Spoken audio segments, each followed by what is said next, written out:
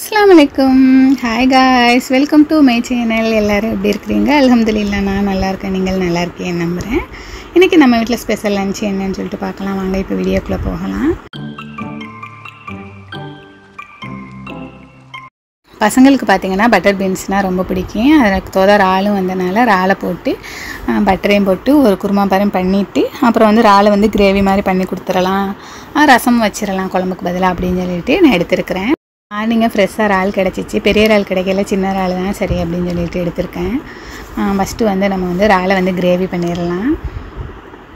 கொஞ்சம் பெரிய இறாலை பூரா எடுத்து கிரேவிக்கு வச்சுட்டு சின்ன இறாலை வந்து பட்டரோடு போட்டுடலாம்னு சொல்லிட்டு எடுத்து வச்சுட்டேன்.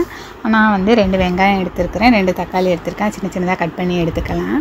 நல்லா தவா சூடானதுக்கப்புறம் ஆயில் சேர்த்துக்கிட்டு நான் வந்து நல்லெண்ணெய் தான் சேர்த்துருக்கிறேன். இந்த மாதிரி கிரேவி இதுகளுக்கெலாம் நான் நல்லெண்ணெய் தான் சேர்ப்பேன். இறால் இந்த மாதிரி ஐட்டத்துக்கு ஏன்னா அது வாயு சம்மந்தப்பட்ட பொருள்னாண்டி நல்லெண்ணெய் சேர்த்துக்கிட்டோம்னா கொஞ்சம் வந்து ஹெல்த்தியாக இருக்கும் தான். தக்காளி, வெங்காயம், இஞ்சி பூடு பேஸ்ட்டு, மஞ்சள்தூள், மிளகாத்தூள், பெப்பர் பொடி 3 போட்டு நல்லா வதக்கிக்கலாம்.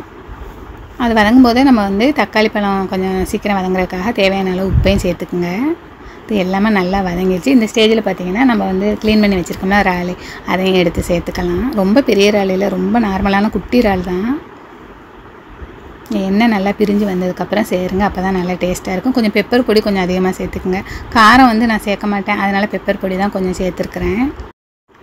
இது நல்லா நம்ம கிளறிக்கிட்டு இருக்கும்போது இதுலேருந்து எண்ணெய் பிரிஞ்சு வரும்.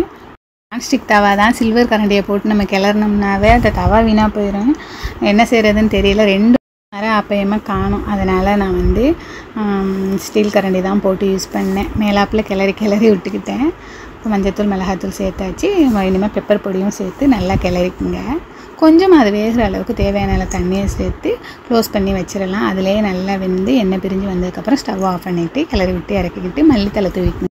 நம்ம இது முடிக்கிறதுக்குள்ளேயே பக்கத்துலேயே ரசம் வைக்கிறதுக்கு தேவையானதெல்லாம் எடுத்து வச்சுட்டேன். மிளகு, ஜீரகம், அப்புறம் வந்து பெருஞ்சீரகம் 3ஐயும் சேர்த்து கொரகொரன்னு அடித்து எடுத்துக்கலாம் பல்ஸ் மோட்டில்.